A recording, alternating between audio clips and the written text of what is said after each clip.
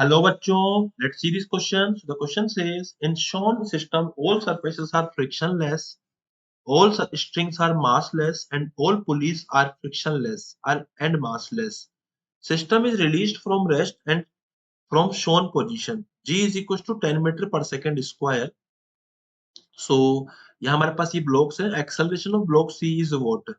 So acceleration of block C हमको निकालना है. तो first of all we will write the key concept.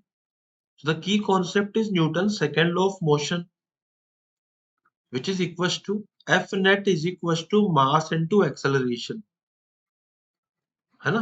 F net की जो वैल्यू आएगी वो मास into acceleration आएगी. तो यहाँ पे हम लोगों को यहाँ पे हम लोग इसको इस तरीके से बना देंगे एंड ये डायग्राम हम लोग दोबारा से रीड्रॉ करेंगे पूरा. ठीक है, डायग्राम हम लोग दोबारा से पूरा बनाएंगे एंड ये इस तरीके से यहाँ पे सिस्टम डायग्राम हमने बनाया है. नाउ यहाँ पे 10 kg का ब्लॉक लग रहा है, 10 kg एंड टेंशन लग रहा है यहाँ T1.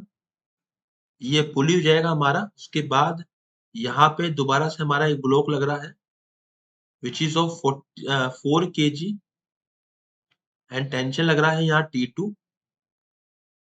एंड यहाँ पे हमारे पास में एक और पुली है एंड यहाँ पर हमारे पास में 2 kg का ब्लॉक है. ओके, एंड ये हमारे पास में क्या हो जाएगा 4 kg. सो बेसिकली इसमें क्या हो रहा है, ये हमने जिस तरीके से बनाया है इसको, ये 4 kg हो जाएगा. ठीक है, ये हो जाएगा हमारा T1, इधर भी T1, इधर T2, तो इधर भी T2 एंड इधर की तरफ हमारा लग रहा है T3, यहाँ भी लगेगा T3, नीचे लगेगा 40 न्यूटन. सो अभी हम लोगों को इसमें सारे के सारे कंपोनेंट्स करने होंगे. तो 10 का इधर की तरफ जो लगता है कंपोनेंट वो लगता है 10 का mg जाएगा 100 एंड दिस एंगल वाज 53. सो हम लोग लिख सकते हैं 100 साइन 53. ठीक है, तो इसकी वैल्यू कितनी आएगी, इसकी वैल्यू आएगी 80 न्यूटन. सिमिलरली जो 40 है तो इधर 40 न्यूटन का आएगा कंपोनेंट 40 साइन 37. तो साइन 37 इज 3/5, तो इसको मल्टीप्लाई करेंगे तो 24 न्यूटन हमारा यहाँ पे आएगा. एंड ये हमारा 4 kg ऑलरेडी ब्लॉक है यहाँ पे. So now we need to write the equations of every block.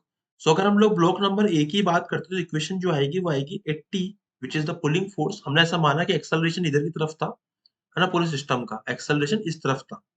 तो अगर एक्सेलरेशन इधर था तो 80 minus T1 this will be equals to what, mass into acceleration which is 10 multiply by a. तो this is equation number 1. अगर मैं b पर equation लिखूंगा तो it will be T1 minus 24 minus T2 this is equals to 4 into acceleration a. ये हमारी equation number 2 हो जाएगी.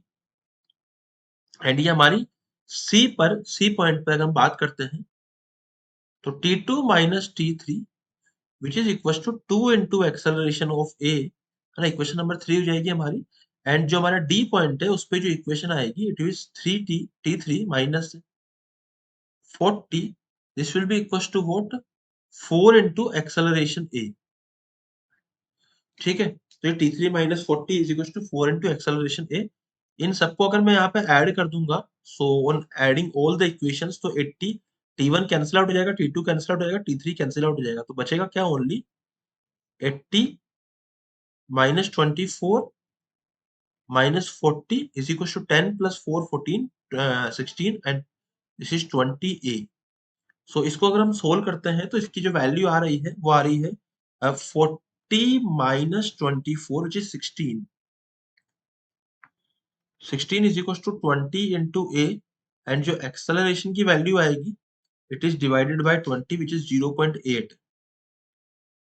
so 0.8 मीटर पर सेकंड स्क्वायर आ रही है इसकी वैल्यू एक्सेलरेशन.